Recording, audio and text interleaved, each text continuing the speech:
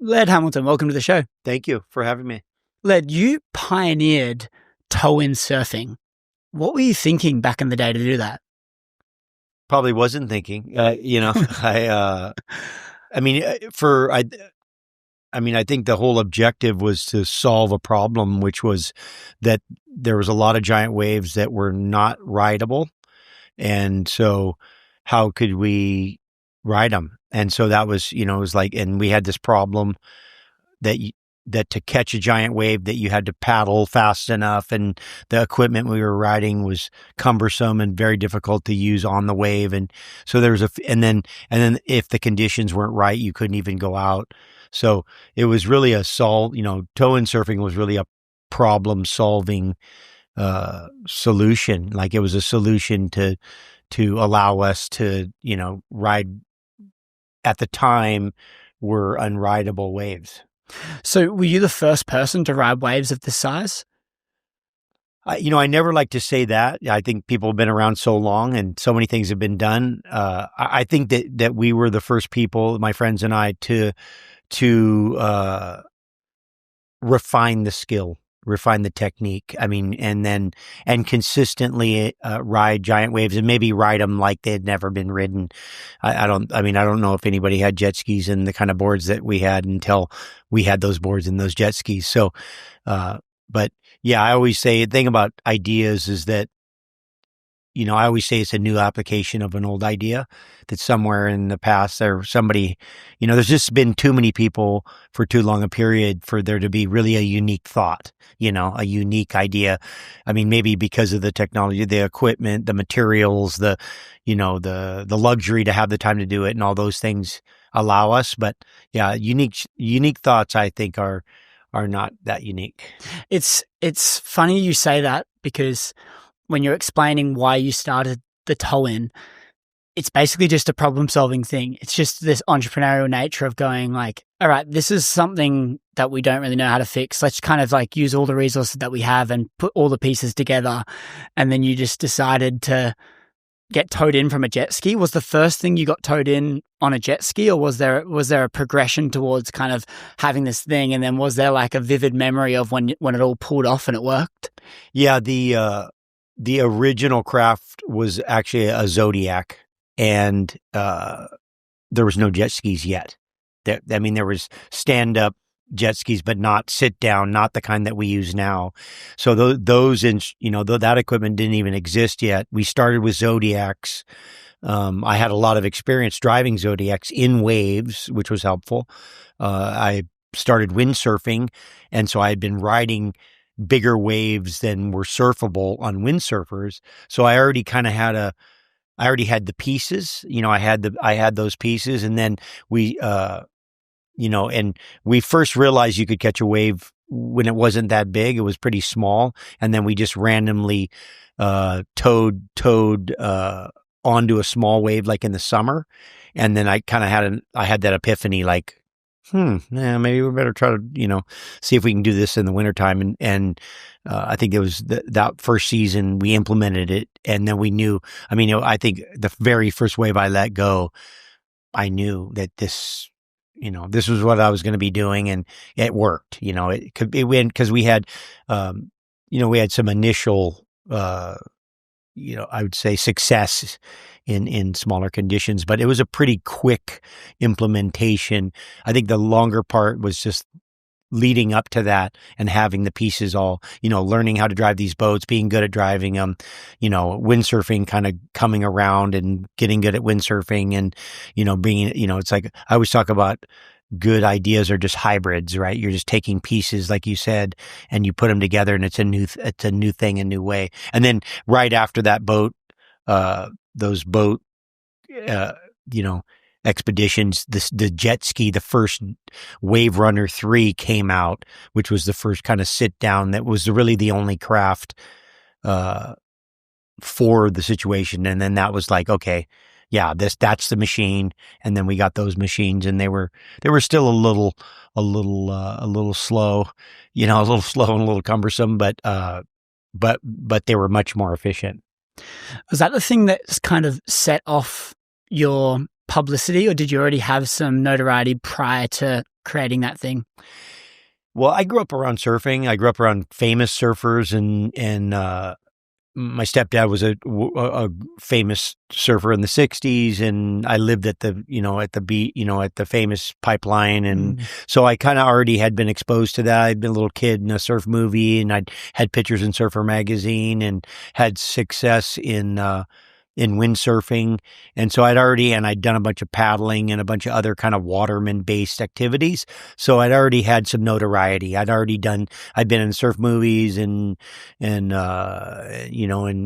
acted in surf movies and did some other stuff. So I'd already kind of built a reputation, but it hadn't really culminated in, for me, like what I was really designed to do.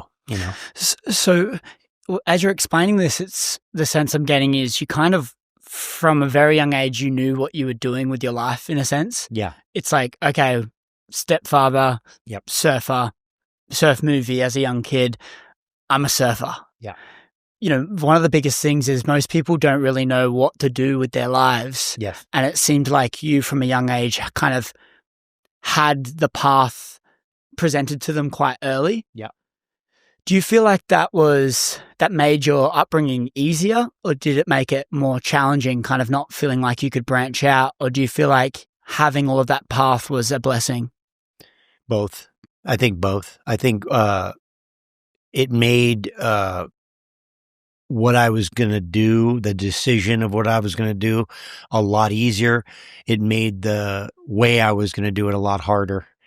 What do you mean? Well, because I didn't know how it was going to happen, and I wasn't following, I'd say, traditional routes. I wasn't following like, hey, you're going to surf in contests and you're going to be the best surfer and you're going to do that. You're going to do it that way. And in surfing, that was kind of the only way that you could have real success. I mean, when I grew up, surfers were successful because they were just great at surfing, and surfing was so new. There was kind of a novelty to like, hey, if you're a great surfer and you just surfed well, that would work. And then when I started getting into surfing, it was shifted more into surfing, to surf contest. And so, and I had, I did know, obnoxiously so is what I'm told, that I'm going to be the best and mama and all this stuff. And I'd run around and people would be like, just shut up, kid, but I didn't know the road. I knew the destination. I had the destination intuitively. I knew that the destination, I was going to do something special in surfing. I just didn't know what that looked like. And so at times, I would be doing things that were completely offline in a different direction, not realizing that those were going to actually have an impact and be helpful in the final destination. So I think that's part of it. I had a little bit of pressure because my dad was such a good surfer, like living up to his standards, or the world standards and all that. There was my stepdad, so I had a little bit of a disclaimer. I wasn't the son of, they say being the son of is hard to do. But I knew I'm a surfer and I'm going to do something in surfing. I knew that wasn't, I never doubted that. I just didn't know what it was going to be and how it was going to be, how that road was going to, roll. Yeah. So you had confidence as a kid being like, yeah, I'm the best. I'm going to be the best. And you kind of had this confidence underlined in, even though people shut you down, you still had the confidence. Do you think that's a superpower in reflection? Having that undeniable, delusional confidence in the sense that you are going to be great. Do you think that's a superpower to have in people?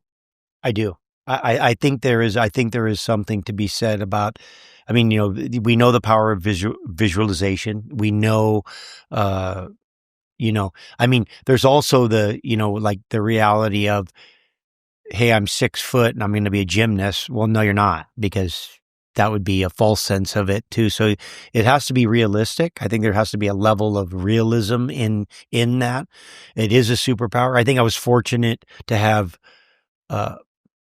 multiple situations that helped me where, like I grew up in an environment where I was a little bit of an outcast. My family didn't have very much money, and I'm not saying I was poor. I'm just saying that, I had the wealth of living in Hawaii. So it's like being one of the richest people in the world, but we didn't have that. And then I was, a haole, which is, you look like a descendant of the guy that ruined the place kind of thing. So I'm like, okay, so I have that. So I had things that were actually difficult as a young person, but that later on were beneficial. Like it was hard to be discouraged. I was hard to discourage because I already had a certain amount of resistance just for how I looked. So then I was like, hey, I always said, if you don't like, I don't care if people don't like me because of how I look. Why would I care if they don't like me because of what I say,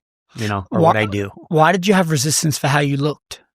Just because I was a haole. I was white. I was a white, blonde-haired surfer in a Polynesian culture. So you got the Polynesians that they're not blonde-haired, surfers. They don't look like Captain Cook. And so, so I had that on my side, I had that on my side, which was, again, those things that are hard when you're young, end up being the things that help polish you, they build you, they give you that, or they don't, I think everybody has a different reaction to different situations. You put, 5 people through a situation, everybody has a different outcome. Some people go introverted, some people go extroverted, some people rebel, some people turn, into a thug. I mean, there's just a bunch of routes. And I think I was fortunate that my route, was benefited by my reaction to the situation. Yeah, it's cool. And you can definitely see that, someone that obsesses over a particular thing from a very young age has a far greater advantage of becoming world-class at that thing because it's just been ingrained in their nature for so long. And the surfing was the thing for you. And I'm not overly educated in the surfing space. I've spoke with some surfers and some kite surfers and dove deep with people. It's been interesting. But I've been told that you had this title of the King of the Ocean. That's nice. I would be a little reluctant to accept any kind of title like that, but I've been told the King of the Ocean and the pinnacle of manliness. Oh yeah, okay. There you go. I got to send those guys a check. And so when you look at those titles, I mean, the thing is it's quite profound. Like you look at going, okay, well, you're going to take on the biggest waves that have ever been presented in this deadly thing that we don't really work well in. Like we're not supposed to be swimming. We're land creatures.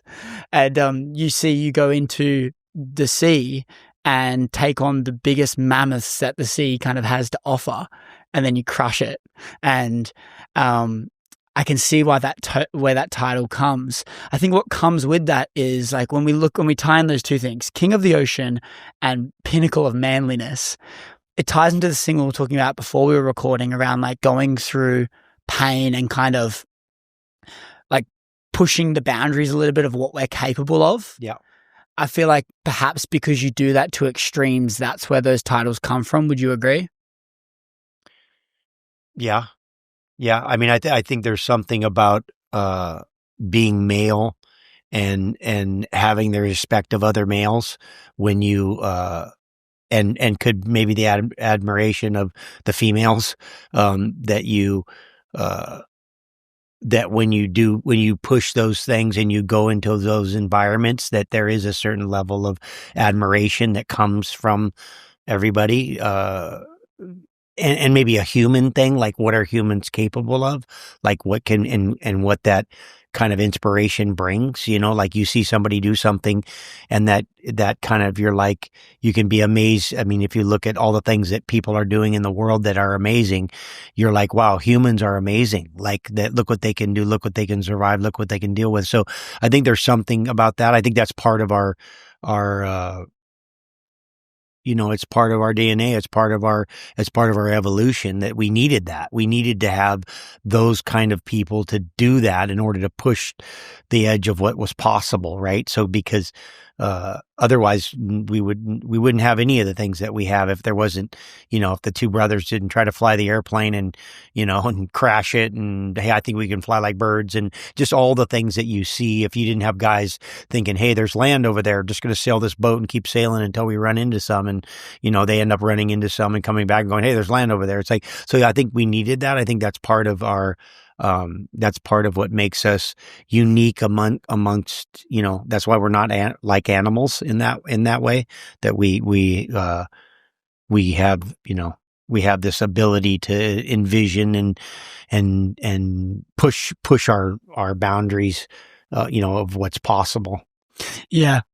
So pushing the boundaries of what's possible, I guess you need to know where that level is. And so say like, no one's ever surfed a 10-foot wave. All right, let's try and surf a 12-foot wave. And it's kind of pushing the boundaries. I guess it doesn't just go extreme straight away. You kind of slowly build your way up. Do you think the drive to try and push those boundaries, as you were saying, a big driver for it is that admiration from women and the respect from men? Do you think like if you were to reflect on it, it's that constantly pushing those boundaries to gain that respect and admiration? I mean, I think that those are part of it. I think I would always question if those were the motivating factors, then I might question how you'd respond in the moment of truth, which is in failure. It's easy to see the success. You see the success of something and you go, yeah, you get this and you get that and you get the admiration and the respect and all that stuff. But in the failure, what do you get? When you're alone at the bottom of the ocean, then you get the reason why you're there. And I think if the reason why you're there is for the admiration and for the respect, you're going to wish you weren't there.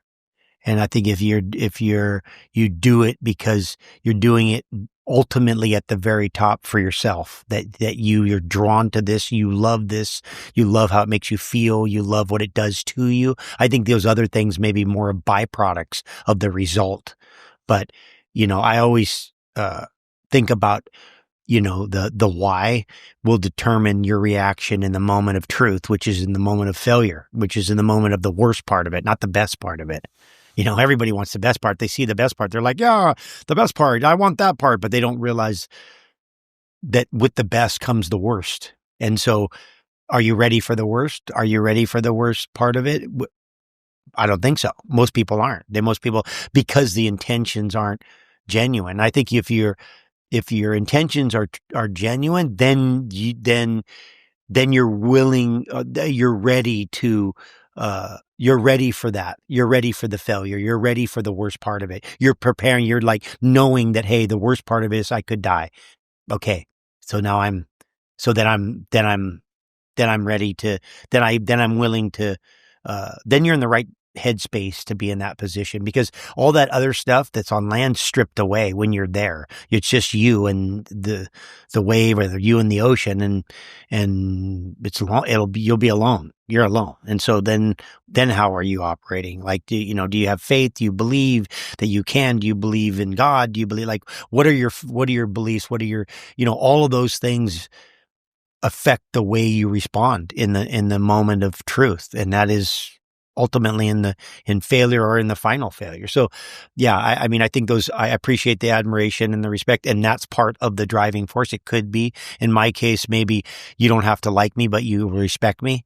So I would say that, like, maybe in an environment where you're unliked, I don't care if you like me, but you'll respect me. And so, but at the top of that is, at least I feel like I'm drawn to it, and I've been through a whole cycle of, not having been known or done anything, being a kid and learning and all of those things, and being caught in riptides alone when I was very young and almost drowning plenty more times than I can count, to, okay, admiration, respect, you're on the magazine, you this, you have all this stuff.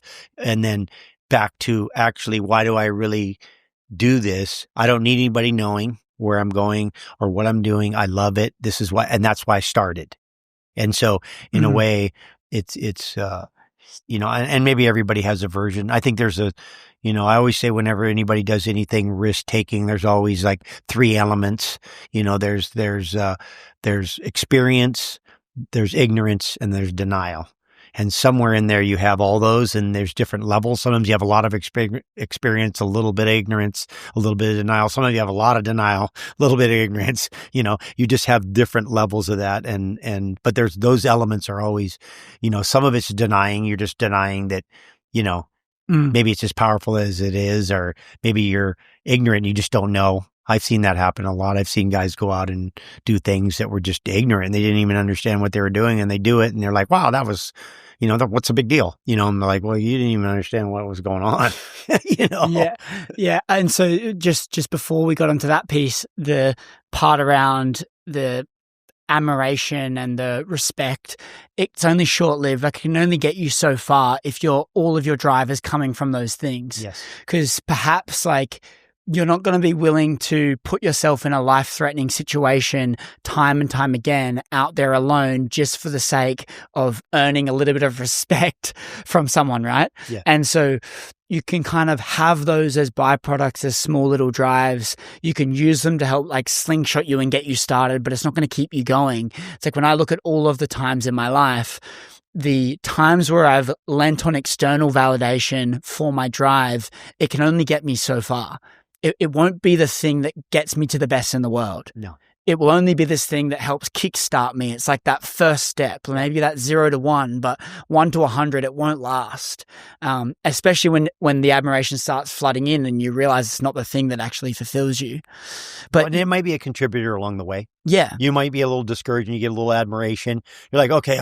It gives you a boost. Oh, you get a little respect. You're like, okay, cool. But you can't. It can maybe it can remind you that maybe you're on the right path, or maybe you should keep going in those tough times. Or there's other things that you'll get.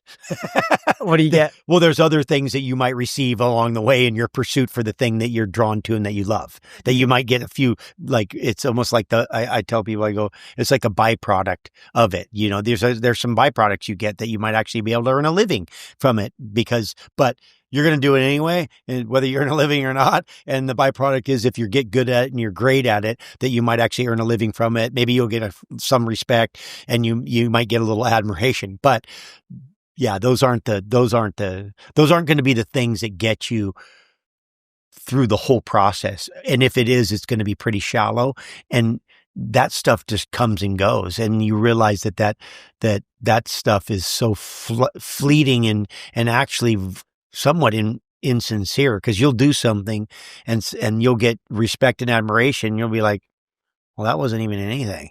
And then you'll do something that means a lot to you, and you're like, and you get nothing, and you're like, wow, that was something. And they're like, everybody's like, no. And you're like, so there is a lot of deception in that. There's a lot of deception in admiration, respect, all that stuff. And like you said, when you're looking for outside validation, at the very end, people really don't care. They actually really don't care. So they can respect you and do the thing, but really they don't care. And they'll quickly drop you on your head as they'll lift you up. And the sooner you realize that, the sooner you actually maybe become in control of your contentment, of your personal fulfillment.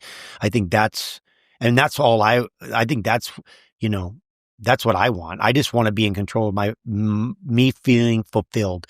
And I know that nothing has made me more fulfilled other than, okay, my family, my children, my wife, than riding giant waves. I mean, then the ocean itself has made me feel more accomplished, more fulfilled, more worthy than anything that I've done, that I've experienced in my life. And so I'm like, cool. And if I have control over that, like me doing it, and all I have to do is just stay in, keep my pieces together well enough to continue to do that. That means that I actually have a say in, instead of, hey, you're the greatest. Hey, you suck. Hey, hey, a lot of respect. Hey, screw you. It's like, so I think it's important to be truthful with yourself, what that stuff really, really means.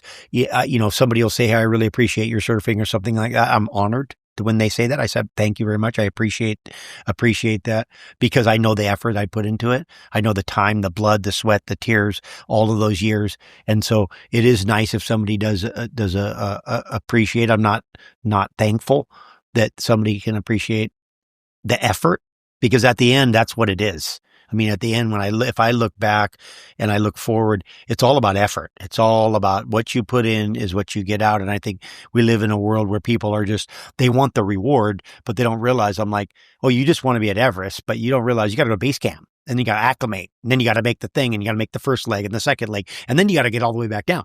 So it's like, it's a lot of work, a lot of long journey. They don't want any of that stuff. They just want to go right to the top and be like, hey, I made it to Everest. I'm like, it's a little harder than that. Yeah, I guess not letting the external validation dictate the way that you feel and your fulfillment. It's being able to appreciate it, onboard it, but not let it rub off on you, because then if you let the highs rub off on you too much, then the lows will rub off on you equally the same. You mentioned before that that people will tear you down quicker than they'll build you up, in a sense. Like they'll tear you down just as much as they'll build you up. Did you just learn that by someone saying it, or have you lived that and experienced people trying to tear you down? No, I've lived it. Yeah. I've lived it. Yeah. I think if you've been around long enough, you're going to get both ends of the stick. And sometimes you get torn down for no valid reason. Sometimes you get lifted up for no valid reason. So I think it's important to just take both of those in perspective and be like, oh yeah, cool, I'm getting lifted up. All right, great. And then, oh yeah, cool, I'm getting beaten down. Oh yeah, okay, cool, great. Like those are like, it doesn't mean that, of course, we're all sensitive creatures, and you get torn down, you might take that to heart, and you get lifted up, you might take that to heart, but don't be falsely inflated by being lifted, and don't be discouraged by being held down. It's kind of like you got to kind of try to keep an equilibrium. What about this denial piece? You said before there was 3 things that people have when going to take risk, and the last one was denial. Do you feel like that's a really important piece of the pie, being able to kind of be in denial of what you're about to embark on? I think there is something about it. I think it's important to be able to be realistic about certain things that you do that are just, if you really took it all in and really analyzed it, I think you might not do it, or it might get in the way of you doing it. So I think is a level of blindness that you need to have to kind of ignore certain things. I think it's important to try to, at least I know, to just put that stuff, kind of be able to block that out, and it's like I always say, I have a short memory. It's like short memory. Don't rehash the failures too much, right? I mean, it's like for example, I'll give you an example. Like whenever I've been hurt in the water, I usually try to ride another wave, unless I'm so hurt I can't. So I might have a hole in my face, or I might have a broken collarbone. I might have an injury, but I'm going to catch another wave because I want to finish on a positive note. I want to finish on a success. I don't want to finish on a failure. And I think the denial thing can come into that system, right? Where you don't want to, you want to have a little bit of denial. Like you want to be like, hey, I'm going to deny, that I'm hurt right now, and I'm going to just catch another one so that I finish in success instead of failure.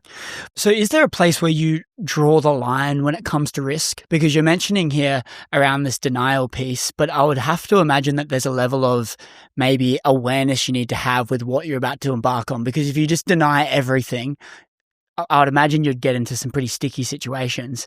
Do you feel like there's a line when it comes to the risk that you're taking out in the ocean, or are you at a point now where you feel like you'll take on anything? I mean, listen, I've been through a long enough pursuit to know, for example, it might be the biggest swell in my lifetime, and I'm sick. And I'm sick, and I know that I'm compromised, and I'm going to not go because I'm sick, and I know that and so I think there's some things about being honest about certain situations. If I have an instinct, if Gabby, my wife, has a intuition about being careful, like something's going on, like be careful today. Just, I had a feeling. I'm like, I'll turn up the alert. I'll turn my awareness up and be more cautious, that way. And then there's certain, you get this game, you get patient because you're waiting for such a unique thing to happen. You need to be in the place, healthy enough to do it, in the right spot, the right time. It's a unique wave. They don't come all the time. It could be one every 10 years that's so special. It could be once in a lifetime. So the patience part of it also makes you a little more, not so foolhardy to just ignore everything every time and just go. Like you just at certain times, like, you could look at the conditions and just be like, yeah, it's not, and I think that part of that comes from paying when you do ignore. So, when you've been doing it, if you've done it enough times, you know that you've paid when you've ignored, like when you've just been in denial of like, hey, we're not worried about onshore winds, no problem. Then you get the longest hold down of your life and you're like, maybe we don't want to go out when it's onshore, so you get that. And do you listen to that, right? Do you listen to those things? So I think there's something to be said about that. I feel like, too, my philosophy is less, like we used to have a couple sayings. One of them is ride to ride it another day, right? Like ride to ride another day, ride in a way that you can do it again tomorrow and the next day. Don't just ride to just like, I'm going to just ride how I want to ride in the sense of like with a risk taking to the point where the wipeout or the crash or the mistake may first of all could ruin your psyche forever. Like there's a real good chance that you could have that, which I know many that have had it, where something happens and you're just never the same. So it ruins your psyche because you were just denying the fact that you couldn't make that wave, or you did something that in some other situation, whatever it be, that you just don't recover from that. You just psychologically, you're forever from that point, never the same. So, things like that, like, okay, denial, cool, but not to the point that would push the odds of the potential of something happening that may make it so that you can't do it again tomorrow, possibly never do it again the same, anything like that. So I think that and I think the more experience you have, the less denial you have. Yeah. But when you say experience, what's processing in my mind here is experience is one thing, but potentially maturity is a different thing. And the way that you gain maturity is probably through the experience. But what I would even go one step further and say is you need to have experienced the highest of highs and the lowest of lows. Kind of like the polarity between the experiences that you've experienced will determine how much mature you are. Because if you've only experienced the highs, you're going to be more delusional and more willing to take stupid risks that are uncalculated because you haven't experienced what the bad can happen from it. But if you've been slammed on your face in a place where you didn't expect to be slammed, and then you then progress towards going into another environment where it's maybe similar to where you just got slammed, you're going to have more experience on that matter. And so perhaps it's actually, yes, we need to gain experience, but through time in the seat, it's gaining experiences of all the times you've fucked up, all the times you've got some massive highs and wins, all the times where Gabby's intuition told you no, and you did it anyway, and then she was right. All of these things kind of add up to a whole kind of your brain now and your decision-making process of going, okay, am I doing this or am I not? And it's all of that, right? all of those experiences, because I've had the low lows, enough of them to know, like, hey, will I ever be able to do this again? Can I do it again? Will I ever recover from this injury? Will I, all those things. I've had the highs and the successes, as well. So, and everything between, and in a way, maturity, experience. I mean, you just can't, it's also, do you learn from your experiences? Because everybody I can take you and me, and you and I both have the same experiences, but I remember all the things every time I crashed and what I did and how I did it. And I'm like, so I adjust to make sure that doesn't happen. And you could have the same thing, and you'd be like, you'd just go back in and you could do it, you could just go right back in and do those same things again had you not. So again, it's like, do we learn from them? Do we implement the knowledge that we get from those experiences? Like, are we realistic about the highs? Like that you're going to come down off that high and you're going to be depressed. Like, are we aware of that? Like even that as an example of, knowing there's post-traumatic, right? Knowing that you're going to come down off of that thing when you ride a 80-foot wave and that, and you come in that you could be depressed for the next, after you come down and then in a week, you might be 2 weeks or a month depressed, like being aware of that and being like, okay, well, maybe I'm not going to just party and, not take care of myself and do anything and just kind of indulge myself in the depression. I'm going to go the other way and nurture my system and eat good and rest and recover, knowing that I'm going to have that. So I think, again, implementing, action around experience and knowledge, right? I mean, I think that's what maturity is, so I think that is the implementation of those things. And so, I mean, I think that for me, it's like, I want to try to be smarter at the end of the day from it because it'll allow me to do it more and do it better. And so in a way, and I've done things where, one of my worst wipeouts ever was I was frustrated and I just ignored the wave. I saw it and I go, I knew I couldn't make it. And I was like, told the guy, just get me on it. And he's looking at me like he knew I couldn't make it either. And he goes, and I'm like, yeah, and I just got absolutely annihilated. And cause I was just like, I'm going anyway, kind of, cause I just had that attitude. And that could have been a changing moment. Fortunately it wasn't, but it could have. And then also back to what we were talking about before, which is, are you discouraged by these failures? Have you had enough of them? I mean, I've had so many injuries in my career since I was young that I get good at recovery. I get good at the process of the psychological process of, can I be able to do it again? Will I do it as good as I could do it? And all that stuff that goes through your brain when, because injury is failure. So I've gotten good at failure. Like I'm good at failure. Like, okay, failure. Okay, success, failure. Okay, success, and getting good at that process. And I think that's something that, at least it's helped me in my pursuit is where I see other guys that have only had success, and then they get a failure, derailed, like just can't, just all of a sudden they're just like, and I'm thinking, oh, it's just one of the potholes on the road. I've been running through those things for, like it's like normal. Like here we are again at this stage of injury, hurt, getting better, gonna, start to do it, getting, and again, it goes back to belief, it's that psychology. It's like, if you let doubt win, then there's no way to, come back. Mm.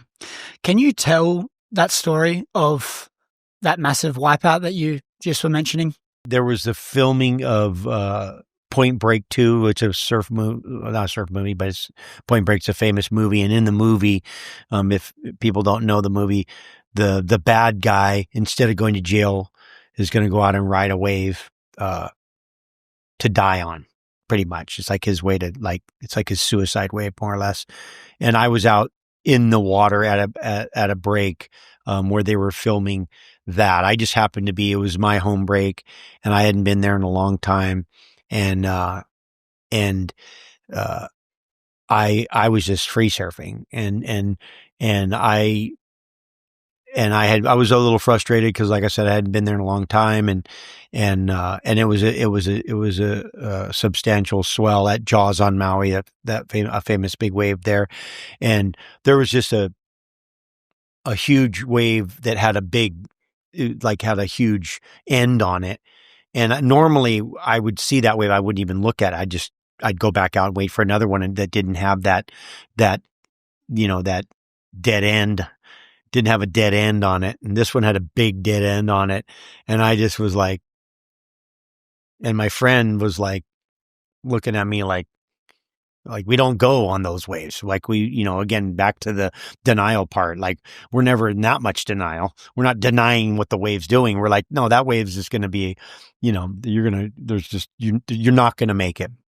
And I just, just my attitude, and go take, put me on it. And he put me on it, and I went, and then the thing started to build in front of me, and there was just no way in the world I was going to make it. So I turned down in front of it, and the wave broke behind me, and it blew me up like it was like stepping on a mortar or something like that. Blew me into the sky. I just remember flying through the air and then taking a breath, because anytime you're in the sky, it's always good to take a breath, because there's air there. There's no air underwater. So when you're flying through the air, always take a breath, because the next thing is you're under and you wish you had one. So I took a breath through the air, and I just remember I probably would have broke my back if I didn't have a big flotation device on, because when it folded me so hard, but the flotation kind of stopped me, because I had this like big flotation, and it stopped me from getting, I like I said, probably would have busted my back. But I got blown through the air and then just run over by it felt like a dump truck or something ran me over it and folded me in half. And then my friend came in all big eyed, like, am I okay? And, I was okay. But again, it was just, that was that kind of my attitude. I'm going to go, like, regardless of, even though I know it's not going to, I don't know what I was thinking. I was thinking maybe I could outdo it, I'm going to outdo the obvious. I'm going to somehow navigate a thing that's, unnavigatable. Dive deeper. Why did you go on that wave? Like, if you knew it wasn't, there was no chance. If I knew there was no chance, but I still went, it was a little bit like a screw it moment. Like, I'm just going to go anyway. Like, kind of like a defiance. It was like a defiance that came out of me, that doesn't happen often. I think it was kind of a buildup. I hadn't been back to that wave in a long time.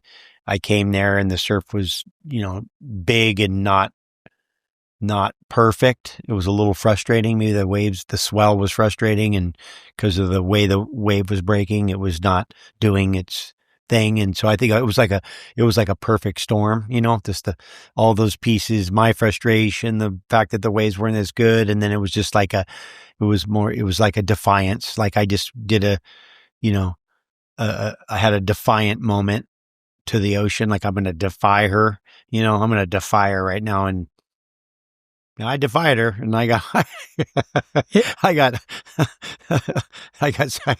pancaked. It seems equivalent to suicide.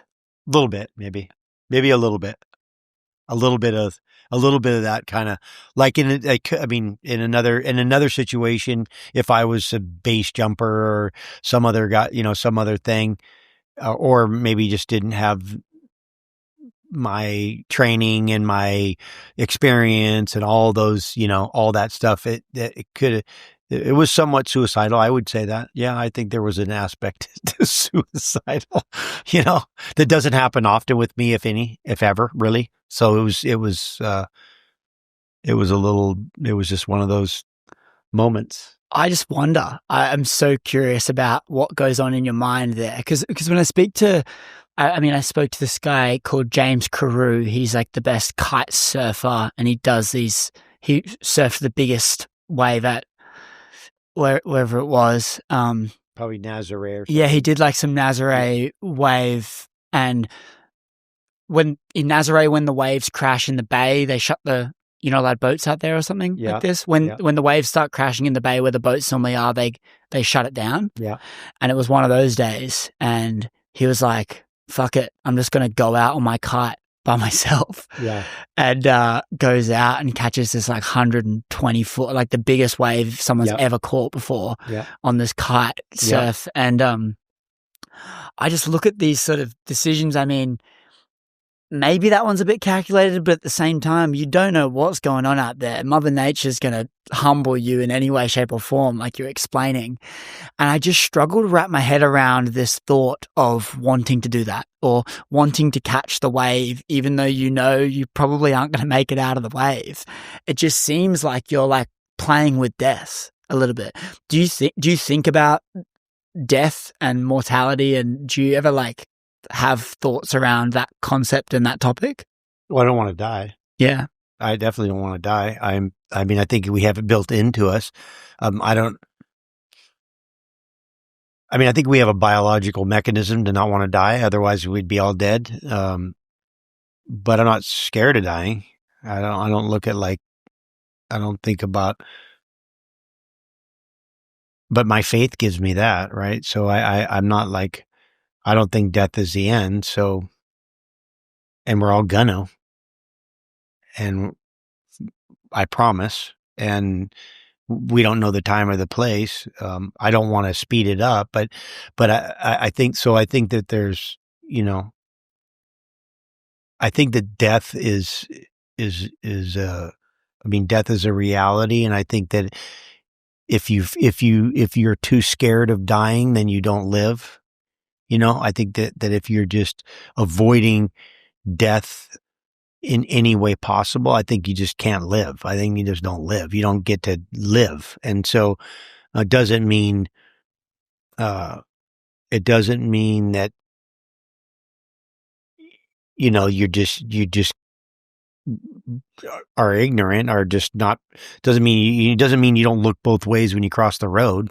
Like, I mean, cause dying's easy, actually. I mean, it's not very hard. All you do is just step out in front of a car and it's done. I mean, so, or, you know, I always say living's hard, dying's easy. People, um, and, and, and I think you can push it. You know, in my life, I've known a lot of, uh, extreme guys that passed away, you know, sky surfers, base jumpers, climbers. I mean, people that I know, personal friends that I've had that were pushing the edge of, on that edge. And then on the only way they're pushing so hard that the only way was really that the conclusion was going to be that they were going to die doing what they were doing. Um, and I, you know, myself, I won't say that, you know, I won't say that I have quite that same thing. I don't think I do. When I look at them and you know, what do they say? There's old and bold, but no old, bold pilots. And so for me, I feel like there's a calculation to it. I could say on that day I didn't, you know, but I've wiped out on a lot of giant waves, right, in my life. And so, and, you know, that it could always be the one, right? It could always be the one that gets you, uh, but a lot of the variables that happen in that environment are reduced through experience and skill. I mean, you know, It is experience because you on a 20-foot wave is safer than someone that doesn't know how to surf on an 8-foot wave. or safer than somebody who knows how to swim in my swimming pool. Yeah. So again, so I think there is some of that. I think there's some of that. Like, this is an environment that I have spent so much time in, that I have so much experience in. I was wearing a flotation device. I mean, you know what I mean? I got a jet ski with a guy to pick me up. I mean, it's like, I have all these things. I have techniques for straightening out when the wave's big that help, you know, you get out of the, you know, where the worst explosion is. And I mean, on that day and that particular wave, I did, you know, and that's part of it too, is the pushing. Sometimes it's like, where is the edge, you know, and how, you know, where is it? Sometimes you have to dangle over for a second to go, there it is. Otherwise, is it really the edge? Like, oh, I'm pushing the edge. I go, oh, you are. Well, did you hang off the side of it yet? No. Well, then maybe you're not really on the edge yet. So I think there's something in there too, like, what is that edge? And I mean, I feel like in the environment that I've been able to do my stuff in, it's one that that eliminates a lot of, like, hey, if my chute doesn't open, I splat, I die. Hey, if my car blows up, I die. Like, mine is a little bit, more of an environment of, you know, I feel like I'm swimming, I'm wearing flotation devices, I'm doing some stuff that my skill can actually get me out of. All the skill in the world doesn't get you out of falling out of a plane without a chute. You're going to hit, you're going to die. It's just, I don't care. Your skill doesn't allow you to fly. Most of my skill, can allow me to swim to the surface and get air and know when to thing, and normally, you know, do the right thing on the wave to be in the right position, even when it's bad. and then you have and then you have the grace of God and the protection of angels and all those other things that I try not to tap into as much as I can. I don't try not to access that stuff unless I really need it, because I don't want to abuse that, because at a certain point they might be like, this guy says he doesn't learn. Yeah, it's more calculated. I understand. I like the analogy of it's equivalent to someone that doesn't know how to swim in a pool, but you're probably more safer because you've done it time and time again. I get that. You've mentioned God, spirituality in terms of like Gabby's intuition, and you've touched on a few pieces like this that you lean on. What sort of a role does spirituality have in your life, and what makes you want to trust Gabby's intuition? What role does spirituality have in my life? Guardrails, north compass, true north, guidance, like conduct, how I treat people, how I treat myself, how I treat my children, all of it. Like that's that's the, that's the thing that's the blueprint for, conduct to help me, reduce the traumas of being a human on Earth. Why? Why though? Like, do you know why? Is like I'm imagining that you have a level of trust in whatever this source is that you believe in, but do you know why? Like, why does believing in God and spirituality help you treat people better, help you go through life easier? Because I've had success. Because I've had success through doing it. I've seen I know the difference between not doing it and doing it, and the results of not doing it and the results of doing it. When I talk about Gabby's intuition, why do I trust in that? Because I've seen when I don't trust in it, and I've seen what happens.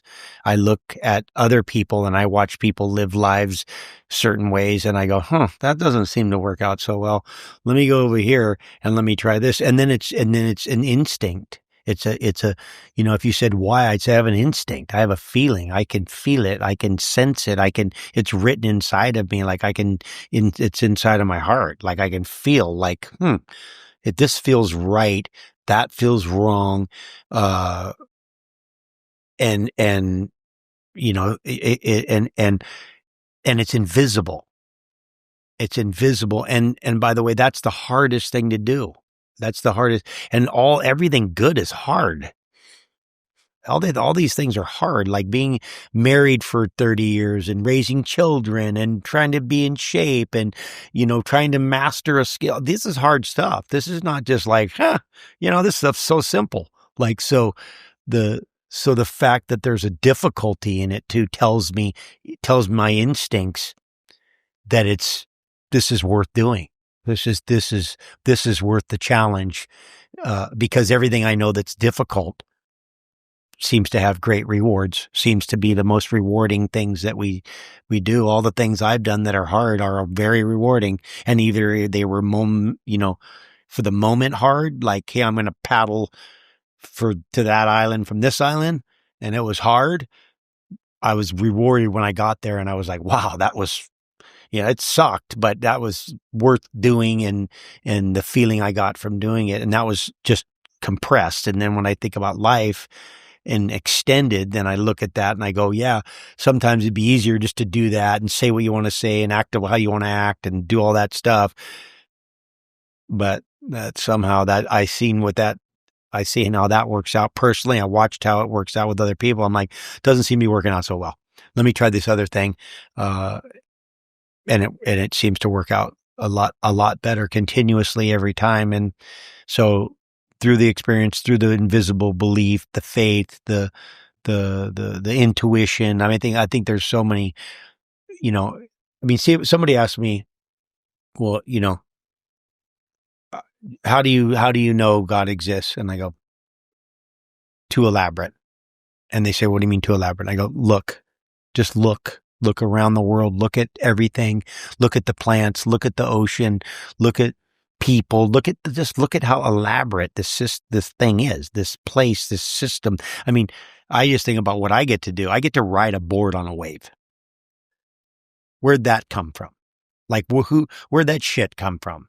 Like that, who thought that up? Because it wasn't me. Like something thought up this whole concept of you're going to take this thing and stand on it and be able to ride the energy that's traveling through water. Oh, okay. Like, and that's not a human construct. That's not who's the architect, right? Who's the designer of that?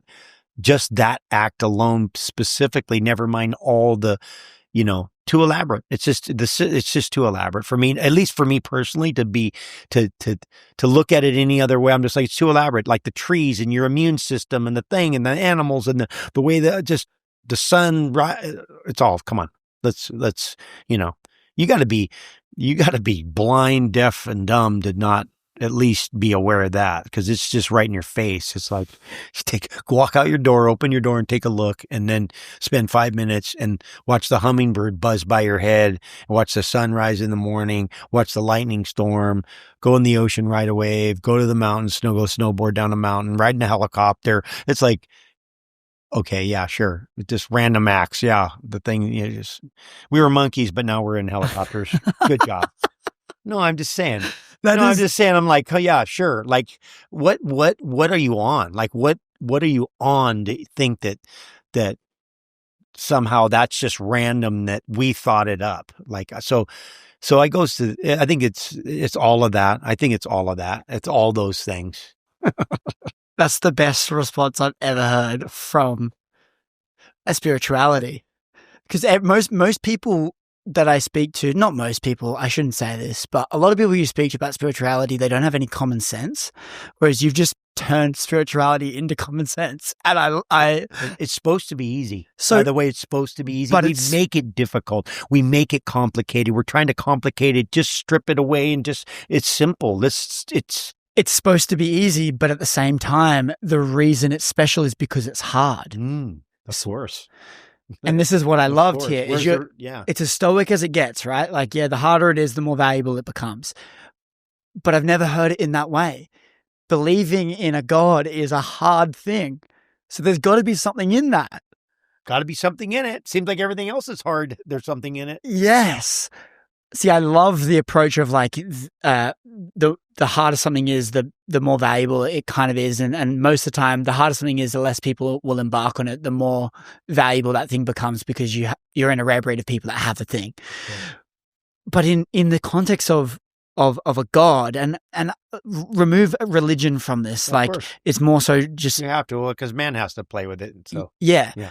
And I just love this frame of going, it's not easy to access and believe. And what I'm trying to unpack here as well is when you can embody it, it's a bit easier, but getting there is a bit harder. Someone that hasn't been brought up with any spirituality in their life kind of has to go through a fair bit of shit to even somewhat reach that level of being able to have trust that there is something greater. You can't just like say that the intuition is valuable and you should listen to it if you've not kind of had the experience of that, and people telling you that you're like, shut up. You just like, that's not right. And so I think it's quite a profound thing to be able to, I guess, have it in that way of going, it's hard. There's got to be something in that. And like look at all of the most valuable things you have in your life, whether it's the marriage, whether it's the kids, the children you brought up, the mastering a craft. You look at all of the things that fulfill you the most, they give you the most joy. They were fucking hard to get. You didn't just click your fingers and get those things, or else they wouldn't be valuable.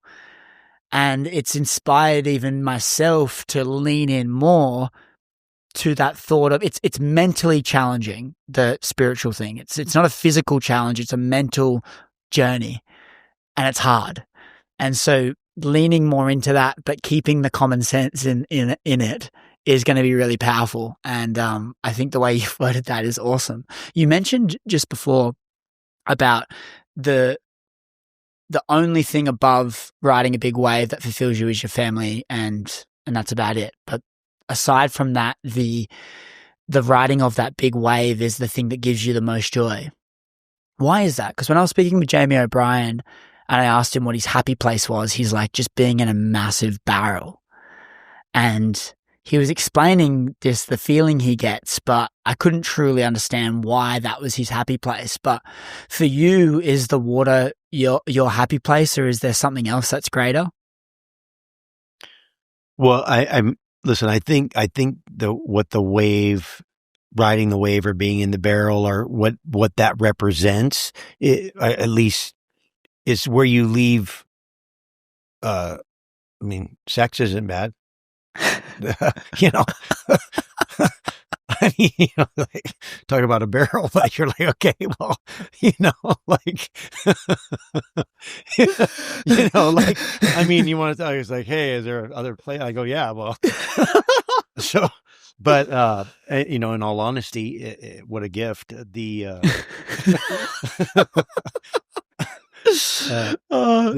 pinnacle of manliness you are, man. But but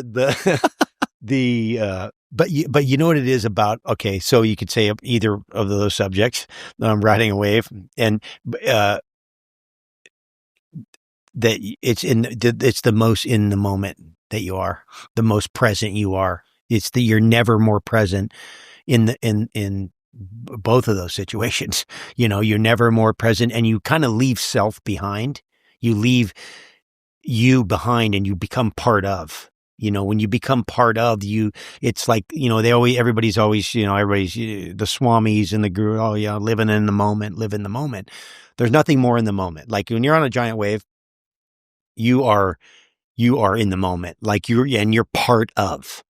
Everybody go, oh, you conquered a big wave. You don't conquer a big wave. The wave allows you to be on it, and and if you can survive it, congratulations. But you're just part of it, right? And you could say intimacy was a similar thing too. You're just you become part of each other at that point. Okay, maybe before and after there's some confusion or whatever, but in the act. But I think that that's really what we seek out, because you don't have all this exterior. There's a beautiful saying, which is, if you live in the past, you're depressed. If you live in the future, you have anxiety. And if you live in the moment, you have peace.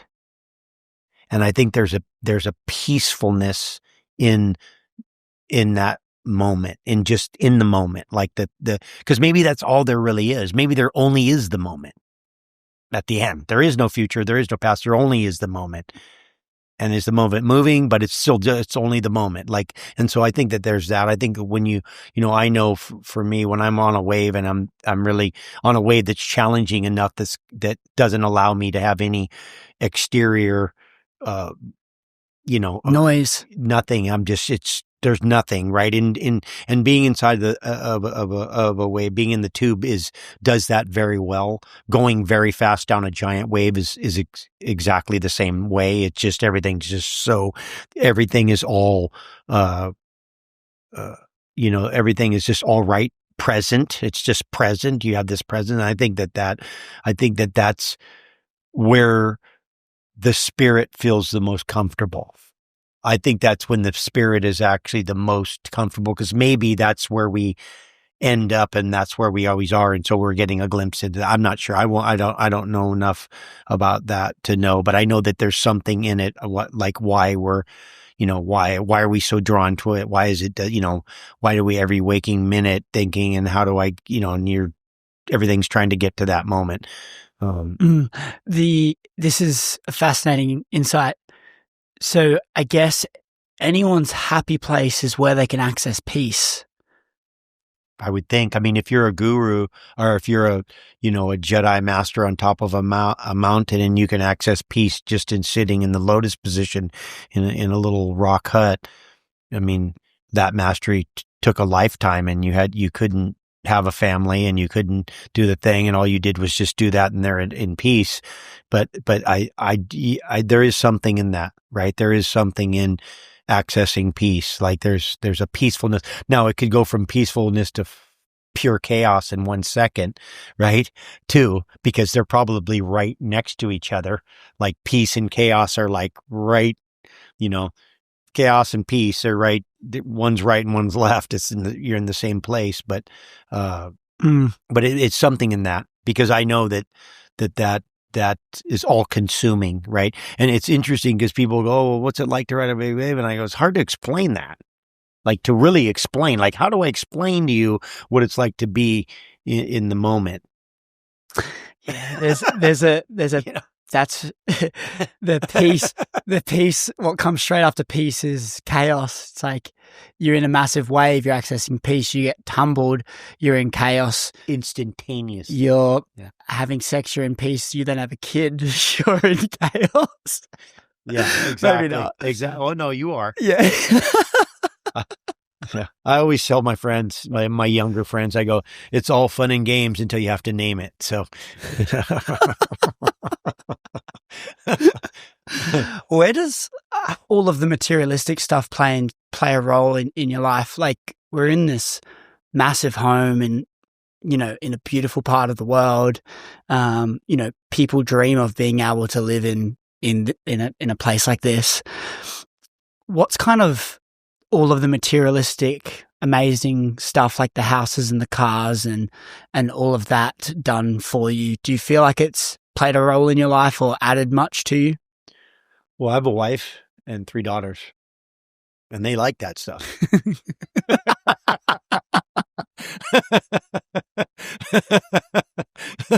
So we'll just leave it at that. I mean, you know, you give me a truck and a dog and something to ride away with and a, place to put my head and some good food. I mean, I wouldn't say I don't appreciate cars that start, like cars that run, and if they're newer, they run better, stuff like that. It's cool. And if you have the money to be able to go out and buy really good food, that's nice. Like, so I think for me, it's more about that. It's more about being able to, hey, if you're hurt, you can actually go to a doctor that can help you and those kind of things. I mean, I look at it more like a tool. Like, those are tools for me. Like, hey, if I have this, I can get the thing I need to go do the thing I want to do. And so, I mean, I wear slippers and surf shorts most of the time. I put a shirt on for you. That's about the extent of it, but with a collar even. No, but I grew up not, we didn't, my family was poor, in the sense that my mom, like, we were on food stamps for a while. I used to have, a couple pairs of clothes that we bought in the beginning of the year for the school year. By the end of the school year, they were pretty shot. So, but it's, it's not, I'm thankful to be able to afford the, like I said, good food, a thing. I can go to I can go down and fill my car up with gas. I don't have to just put $2 in for $5 to get me to the next thing. So things like that. Like, I'm glad that I don't have those burdens. I grew up with those burdens. My family had those burdens. And so, and those can be burdens, but it's not, for me, it doesn't make me. It doesn't change who I am. Like, it doesn't, my monetary stuff, this table, the car, that doesn't, I'm me. I'm good. I can be just me in my shorts on the street. I'm me. And so it has no bearing on my value, on my intelligence, on me. It doesn't somehow make me better than any other person. It doesn't make me smarter than anybody person. It doesn't make me, it has, little to no effect on that, other than, like I said, it eliminates some of the burdens that if you're working, all day long, every day, just to, be able to afford the rent, that challenge is something that I'm fortunate that I don't have to deal with, but I still deal with it on another level. Like, there's no way you don't deal with it. So no matter how much people get, first of all, it never brings happiness, because I know a lot of people that we're the poorest people we know, kind of thing. Like, in our, I mean, I shouldn't say that because that's not true, but the, I know a lot of affluent people that are miserable, and I'm like, so the money didn't bring them any happiness, didn't make their relationship better, didn't make their family better, didn't make them healthier, didn't. So at what point is it so important? Like, at what point does it become so important that it has no effect on any of that, and then getting you into heaven, and it's not gonna, it's like, I mean, okay, where is it? Like, as long as I can buy a couple jet skis, fill them up with gas, have a truck that can pull them, have some equipment, eat good, be able to make sure that I can, take care of the girls, which is a lot more complicated. So I wonder how you access that mindset, because I feel like it's easier said than done. There's a couple of pillars here.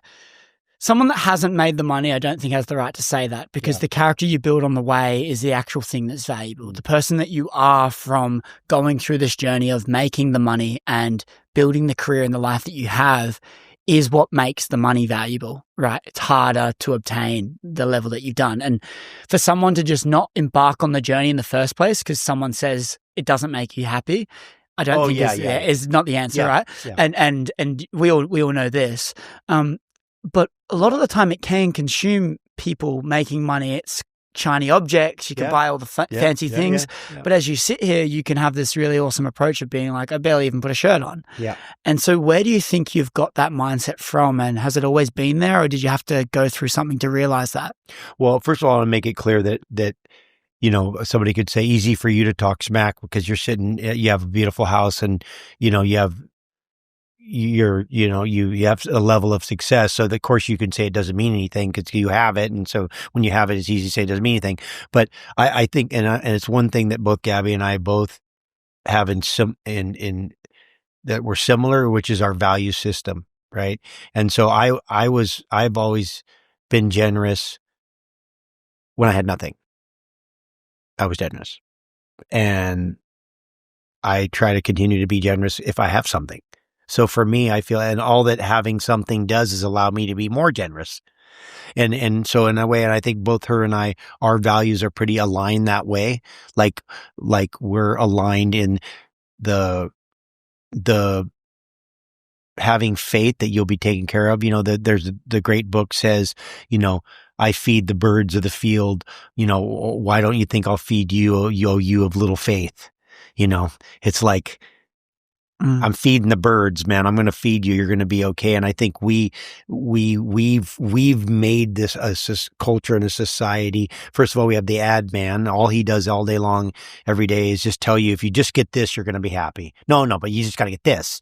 No, but you just got to get you got to get the new one of these, and then you're going to be happy. Well, you got to get this other one. It's like there's no end to it. So there's an emptiness in that pursuit, right? So to try to fill that hole, like, what are you trying to fill the hole with? You have a hole in your body, or you're in your spirit, you have a hole, and you're trying to fill it, and people are trying to fill it with things, money and things and all that stuff. It's like, that hole doesn't fill with that. You got to fill that with love, community. I mean, it's like you could have money or no money, still got to work out. You still got to work out. You still got to try to eat good. You still got to do these things. So it's just, no one's above it, right? No one's above the being a human. You still got to get a good night's sleep, right? You still got to drink water. You still got to breathe air. You still got to do all these things. And so in a way, no matter which one you are. So in a way, I think that's, and I think because, my mom was a generous lady. My mom was a super hard worker. She was just an animal, and, worked hard to support us. I always said my mom raised a few children. I mean, a few men and two sons, so, but she worked hard, her values, Gabby and I have, aligned values in our belief of the importance of it. We, our friends and the people we like, affluent or not affluent, has nothing to do with affluence. It has to do with the people. Like, what kind of people are they? And in Hawaii, we have a great saying, it's not who you are, it's how you are. And so we don't care who you are. I don't care. You come in, but you're cool. And the fact is, there are a lot of very good people that are successful, right? Because there's some things about the success that they're the kind of people that were successful because of these certain things, this discipline, all those respect or whatever, just all the, and there's plenty that aren't. I'm not going to say that too, but yeah, I think for us, we're again thankful to have the affluence that we have, and that, like I said, just it's a tool. It's a tool that allows you. It's like I have a company that makes products that are good for you, that are good, they're healthy, and they're good. And the more successful that company is, the more people I can help, the more good I can do. So there's something in that too as well. It's just about the perspective of, the good book says you can't serve God, and mammon. You can't serve money and God. Like there's a thing, like it's your whole thing, money driven. It doesn't mean that you don't have bills. It's an expensive world to be in. Children are expensive. Just everything's gas is just everything's expensive. So, it's profound that this distinguishment between success and values is quite profound. There's no amount of money, there's no amount of cars, nice houses, amount of sex, amount of people you have around, amount of success that you achieve. No amount of all of those things will fix your broken values. Will not. They will not. Will not. If your values are off, it'll make it worse. Because it will just amplify your negative values. It'll just amplify. It'll amplify. It'll actually make it worse. Or in some cases better, because then you'll actually see the people. Yeah. Well, it won't be so confusing, right? You'll see a lot. You'll be a lot clearer. You'll be like, oh, that's the real guy. Yeah. And so if you have all of these things, but your values are broken, an indicator of this is probably, why do I have no one around me? Why does no one want to hang out? Why does my head hit the pillow when I'm filled with noise? Why can I have all of the stuff that's deemed to be successful, but I still feel empty? It's like, the success is nothing if your values are broken. Yes. If anything, the success with broken values will just elevate your broken values. Yeah, and because you thought it was going to cure your broken values by getting more, because that's what the world's made you believe. So you thought, oh, that's going to cure me, right? No, they're broken. Like, you got to fix those, but they think, oh, those are going to get fixed by this, because if I just get enough of this stuff and I have all this stuff, that's going to fix it. And then you do that. And then not only is it not fixed, but then you did everything to get it, which probably means you probably did even more bad shit. You probably you devalued yourself even more in order to get that, because at a certain point, there's a certain level that people get this when they have that greed or whatever that is, that need to just accumulate to the point of just beyond even what's necessary. It's like way past what's necessary.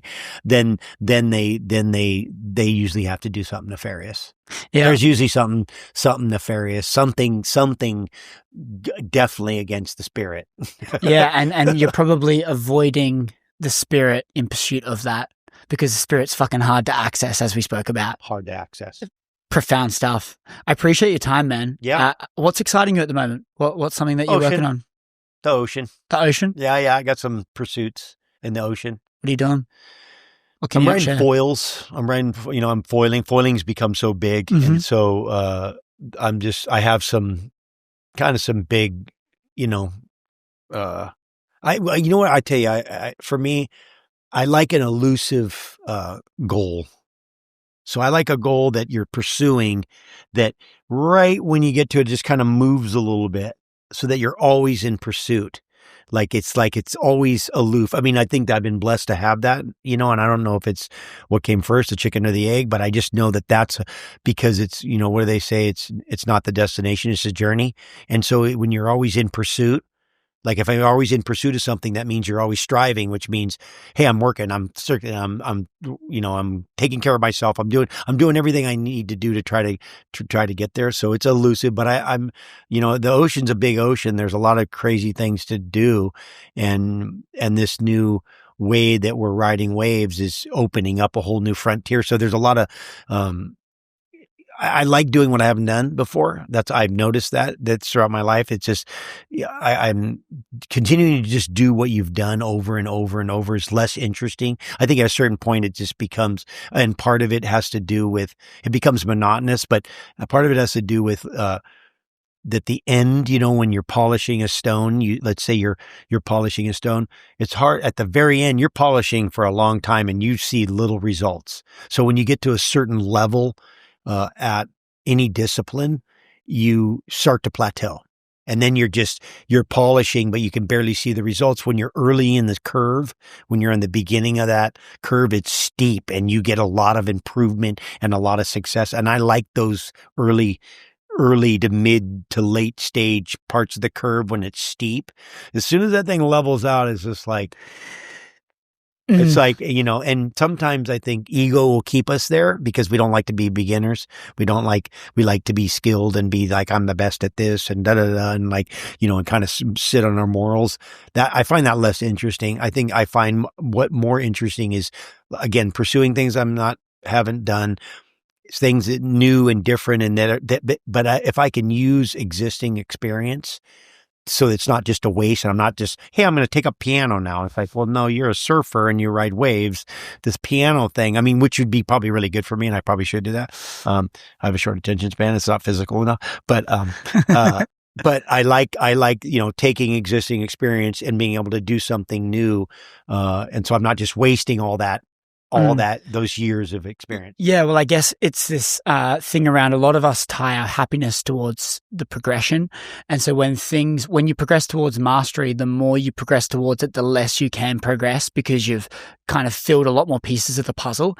And the problem with wanting to achieve mastery, but then also wanting to progress, is the more you get towards mastery, the less you can progress. So if your happiness is tied to the progression, the more you achieve towards the goal, the less happy you will be.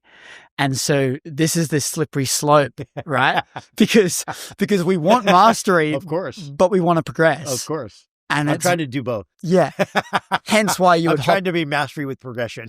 Yeah. I'm mastering, I'm progressing. I'm mastering, I'm progressing. Yeah. I'm trying to drag that. That's what I said. That's why I'm trying to drag the thing, pursue it, but then make it different enough so there's not mastery. There's still open end, but then I'm not fully at the, the bottom of progression. Yeah. Matthew McConaughey talks about, like, he needs to have someone to strive towards. And he talks about the person you strive towards is his hero. And his hero is him in 10 years. Okay. And he's like, I don't ever want to achieve my hero. Because imagine if I achieve the hero, then what? Oh, yeah. And it's like, if my hero's always 10 years away, then I always have someone to strive towards. Exactly.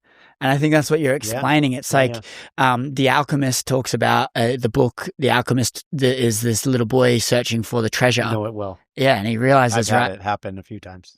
Yeah, but he realizes the world. So to find it was in your backyard. Exactly, right? Yeah. And I think it's just this whole thing around, it's actually not about the treasure. In fact, I don't ever want to find the treasure. Like, the goalposts keep extending for a reason. Yeah. So we have something to keep going and striving towards. Absolutely. And then you see that happens in a lot of professional athletes and a lot of other things when people achieve their goal early. Problem. Big problem. Like, okay, and you achieve it, and then, okay, now what?